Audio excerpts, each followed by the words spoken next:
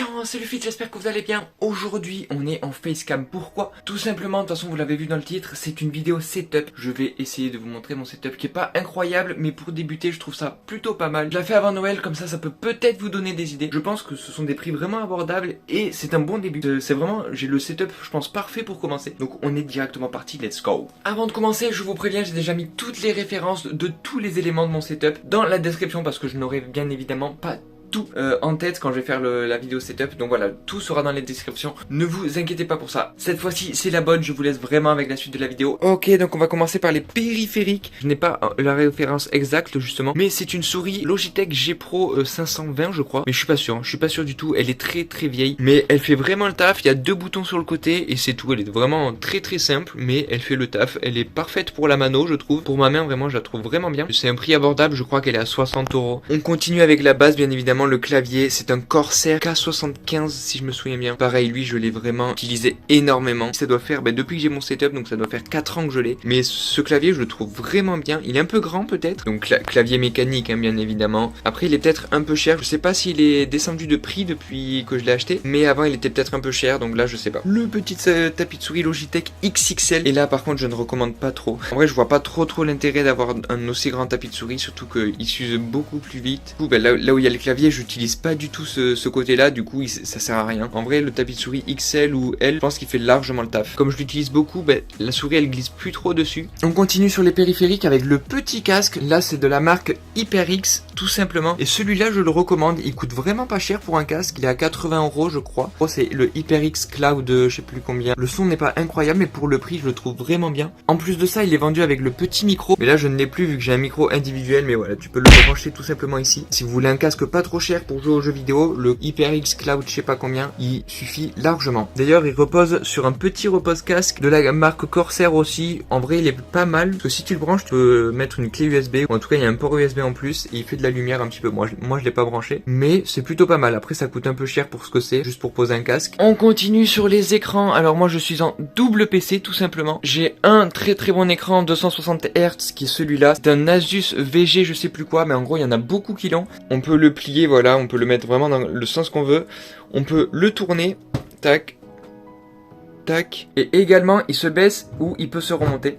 Donc vraiment, je le trouve vraiment bien, très polyvalent. 260 Hz en plus, donc c'est vraiment parfait. Et juste à côté, donc, le deuxième écran qui me sert pour quand je fais des vidéos ou quand je faisais des lives à l'époque, tard l'époque. Et il me sert juste, voilà, pour lire le chat, pour mettre mon logiciel de record. Donc celui-là, c'est uniquement un Samsung qui fait 60 Hz. Je recommande pas forcément pour jouer aux jeux vidéo, mais en second écran, ça fait largement le taf. Sur mon deuxième écran, d'ailleurs, j'ai posé la petite Logitech, la petite webcam qui fait vraiment le taf, qui filme en 1080p 60 fps, je crois bien. D'ailleurs, pour les TikTok aussi, elle est vraiment pas mal puisqu'on peut l'enlever et la mettre en format horizontal. Donc pour les formats TikTok, c'est vraiment parfait. Bon, là, je la laisse en vertical pour les vidéos, mais ça peut vraiment être polyvalent. Elle est vraiment pas chère. C'est un peu une amélioration de la Logitech C920, je crois. Après, bien évidemment, si vous avez les moyens, privilégiez une caméra, un appareil photo directement. Ce sera toujours une meilleure qualité qu'une webcam. On continue avec ce magnifique micro Samson. Je connais pas du tout la marque. De toute façon, tout sera dans la description encore une fois. Alors, pour ce qui est de ce micro, je sais pas trop s'il est vraiment bien ou pas. Je trouve qu'il étouffe vraiment beaucoup la voix. Alors après, est-ce que je l'ai mal paramétré? Ça, c'est vraiment possible puisque je m'y connais pas forcément très bien. Il est pas très cher, donc je crois qu'il était aux alentours de 50 €. Donc si vous n'avez pas les moyens, prenez ce micro. Ça fait quand même le taf largement. Vous pouvez voir sur mes vidéos Clash Royale par exemple. Mais si vous pouvez mettre un peu plus dans un micro. D'ailleurs, il est posé à son petit pied de micro de la marque Neewer. D'ailleurs, ça change la vie. Vraiment, le pied de micro, c'est incroyable le pied de micro. Ça change toute une vie.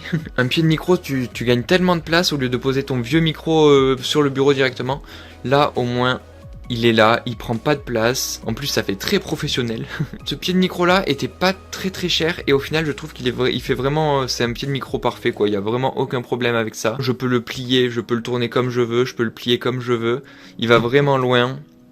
Hop, surtout que le micro est vraiment lourd et pourtant ça soutient bien le poids, donc c'est vraiment parfait ce pied de micro. C'est le moment de vous montrer la bête. Alors elle est sous le bureau, vraiment elle est en position fétale sous le bureau, vraiment rien d'incroyable. De toute façon tous les composants seront dans la description. Je crois que j'ai une 3060 Ti si je me souviens bien, avec un i5 11005 je crois dedans. Ça fait le taf, mais pour live du Rocket League, je vais pas vous mentir, c'est pas non plus incroyable. Si vous voulez juste live sur des jeux un peu plus tranquilles, du genre Valorant, du genre Clash Royale, ça c'est largement faisable. Si vous voulez faire des vidéos, c'est faisable faisable aussi. Mais pour du Rocket League, pour du GTA, ça peut être un peu plus compliqué. Après, au niveau du boîtier, j'ai pris vraiment le boîtier le plus classique, que je vois pas l'intérêt, vraiment essayer de mettre le prix sur les composants plutôt que sur le boîtier, puisque il est vraiment pas visible le boîtier. Enfin, en tout cas, c'est ce que je vous conseille. Après, vous faites comme vous voulez, si vous aimez bien les LED, etc. Au niveau de la manette, justement pour jouer à Rocket League, bah, c'est une manette classique d'Xbox. Voilà, je préfère les manettes d'Xbox, je les trouve plus épaisses, plus facile à prendre en main. C'est une manette d'Xbox vraiment classique. Il n'y a pas plus classique que cette manette, quoi. Avant, j'avais une fausse manette d'Xbox qui n'était pas officielle, et vraiment elle a tenu 1 ou 2 ans, et après le bouton A marchait plus, le joystick se cassait, etc.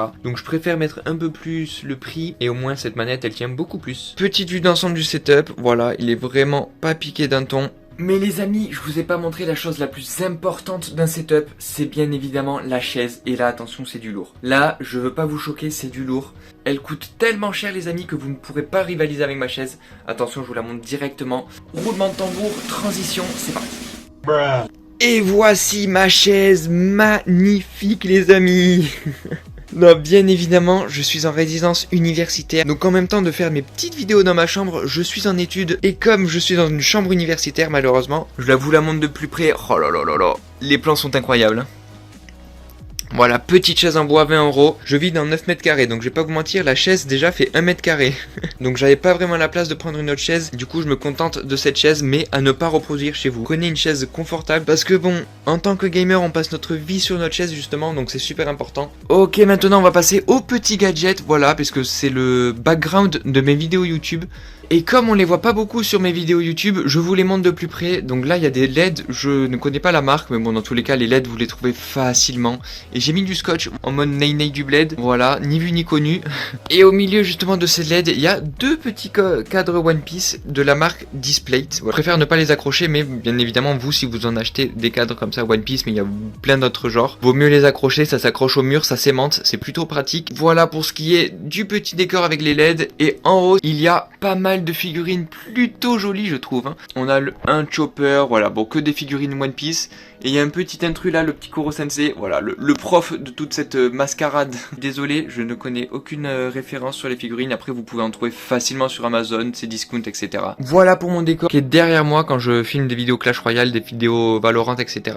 Et voilà les amis, je pense qu'on a fait tout le tour de mon petit setup. J'espère que ça vous aura plu, en vrai n'hésitez pas à me poser des questions si vous en avez dans les commentaires, bien évidemment j'y répondrai avec grand plaisir. En tout cas je le répète, mais tout sera dans la description, donc tous les composants sur la tour par exemple, les écran, le casque, la souris, il y aura vraiment tout dans la description, vous inquiétez pas. Je fais ça bien, je suis un très très bon youtubeur. Ce sont un peu les bases d'un setup, j'espère que ça vous aura aidé, ça vous aura éclairé en tout cas. N'hésitez pas à me le dire en commentaire, vraiment. Je m'y connais pas forcément hyper bien, mais peut-être que je peux vous donner des petits conseils quand même, je m'y connais un minimum. Bien évidemment, je n'avais pas le setup des gros youtubeurs, mais justement je pense que je suis un peu dans le même cas que vous. Je pense que voilà, on a tous les deux pas les moyens de se payer le setup des gros youtubeurs. Peut-être que ça peut justement vous aider, parce que les prix seront peut-être plus convenables que le setup des gros youtubeurs justement. En tout cas, j'espère que la vidéo vous aura plu. Moi, je vous dis à la prochaine pour une nouvelle vidéo. C'était le Fizz et c'est ciao.